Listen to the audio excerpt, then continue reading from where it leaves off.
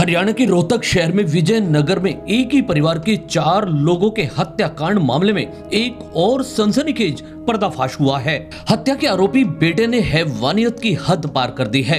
हत्या के बाद पापा के हाथ में सोने का कड़ा व चैन और मां के जेवरात तक वह उतार कर ले गया। इतना ही नहीं, आरोपित हत्यारे ने अपने कपड़े भी उतारे और एक थैले में बांधकर साथ वाले मकान में छिपाकर भाग निकला।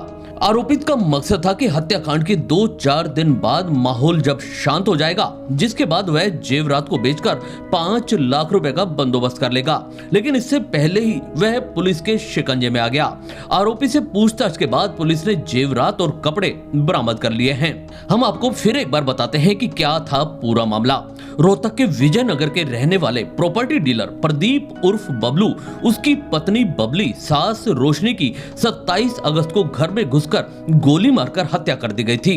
प्रॉपर्टी डीलर की बेटी तमन्ना उर्फ नेहा को भी गोली मारी गई थी, जिसने उपचार के दौरान 2 दिन बाद PGI-MS में दम तोड़ दिया था। पुलिस ने मंगलवार रात को प्रॉपर्टी डीलर के बेटे अभिषेक उर्फ मोनू को इस मामले में गिरफ्तार कर लिया था, जिसने 5 लाख रुपए नहीं दिए जाने पर हत्याकांड को अंजाम देना स्वीकार किया।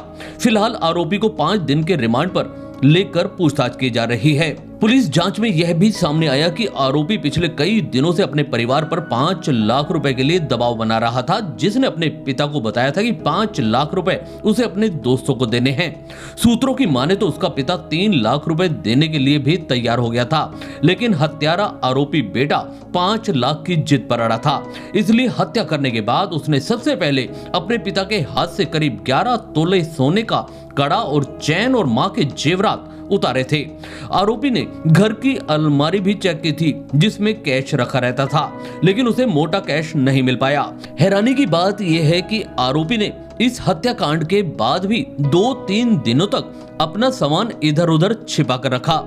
इस दौरान वह साथ में लगते हुए मकान में भी आता जाता रहा। मौका पाकर आरोपी ने उस मकान में ऐसी जगह पर थैला छिपा दिया जिसे कोई देख न सके। पुलिस ने आरोपी से सख्ती से जब पूछताछ की, उसके बाद उसने सारा राज उगल दिया। उसने यह भी बताया कि उसने थैला कहां पर छुपा कर रखा है, तब जाकर पुलिस ने उसे बरामद किया। इस मामले में पुलिस तभी से उस हथियार की भी तलाश में है जिससे हत्याकांड को अंजाम दिया गया था। पूछताछ में पता चला है कि आरोपी ने अवैध हथियार से हत्याकांड को अंजाम दिया था, जिसके बाद वह हथियार लेकर नहर पर पहुंचा, उसे नहर में फेंक दिया था। हालांकि पुलिस उसकी इस कहानी पर यकीन नहीं कर रही। उससे लगातार पूछताछ की जा रही है जिससे हथियार को बरामद किया जा सके। पुलिस को शक है कि वह हथियार को लेकर गुमराह कर रहा है।